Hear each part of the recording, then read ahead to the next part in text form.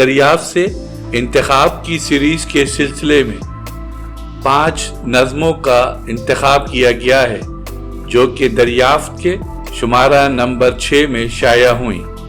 جن شعراء کرام کی نظمیں دریافت کے شمارہ نمبر 6 میں شائع کی گئیں ان کے نام یہ ہیں: احمد ندیم قاسمی، ادا جعفری، سہیل احمد خان، اپیندر ناتھ اشک اور احمد فواد۔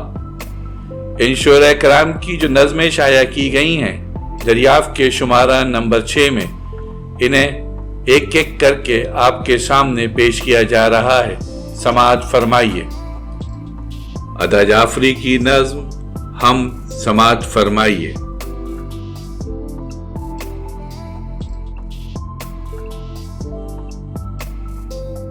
مدھر من موہنی، گہری رسیلی نیند کے جھونکے،